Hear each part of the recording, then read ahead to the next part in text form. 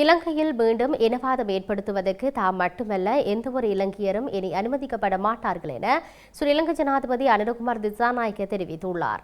திருகோணமலையில் இடம்பெற்ற சம்பவம் தொடர்பில் பொதுமக்கள் பாதுகாப்பு அமைச்சிடம் செயலாளரிடம் முழுமையான அறிக்கை கோரியுள்ளதாகவும் ஜனாதிபதி குறிப்பிட்டுள்ளார்.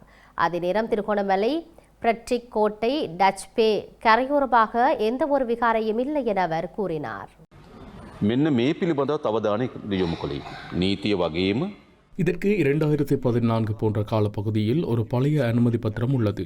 ஆனால் இதுவரை ஒரு பிகாரை என குறிப்பிட்டிருந்தாலும் அதன் பிறகு இது ஒரு பிகாரியாக அண்மை காலத்தில் பயன்படுத்தப்படவில்லை.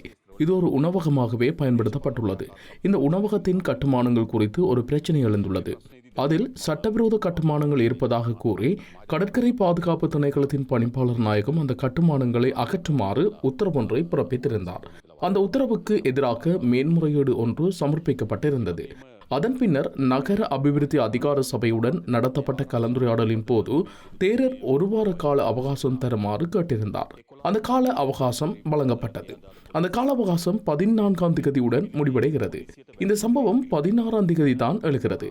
எனவே இது ஒரு மத ஸ்தாபனத்தை நிறுவது மட்டுமல்லாமல் வேறொரு கதையையும் இதற்குள் இருப்பது தெரிகிறது. பொதுமக்கள் அங்கு ஒரு விகாரை இருக்கின்றது என்று நினைக்கலாம். இல்லை, அங்கே எந்தவிதமான மத வழிபாடுகளும் இடம்பெறவில்லை. அதுதான் உண்மை. சம்பவம் நடந்த பிறகு மாவட்ட செயலகத்தில் ஒரு கலந்துரையாடல் இடம்பெற்றது. அந்த கலந்துரையாடலில் அங்கீகரிக்கப்பட்ட நில அளவையாளரை கொண்டு நிலத்தை பிரித்து முறையாக அளவீடு செய்து கடற்கரை பாதுகாப்பு திணைக்களத்திற்கு சொந்தமான பகுதி எது, விகாரைக்கு சொந்தமான பகுதி எது என்பதை குறித்து கொடுக்க ஒரு இணக்கப்பாடு எட்டப்பட்டது. தற்போது நீதிமன்றம் பிறப்பித்துள்ள உத்தரவு என்னவென்றால், புதிய கட்டுமானங்கள் எதனையும் மேற்கொள்ள வேண்டாம், இருக்கும் கட்டுமானங்களை அகற்ற வேண்டாம், நீதிமன்றம் தீர்ப்பை வழங்கிய பின்னர் தொடர்புடைய பணிகளை செய்யலாம் என்பதாகும். இப்போது பார்த்தால் இந்த பிரச்சனை முடிந்துவிட்டது. இப்போது ஏன் மேலும் பிரச்சனை செய்கின்றீர்கள்? இந்த இனவாத குழுக்கள் இப்போது எல்லா இடங்களிலும் தீ வைத்துக் கொண்டு செல்கின்றன.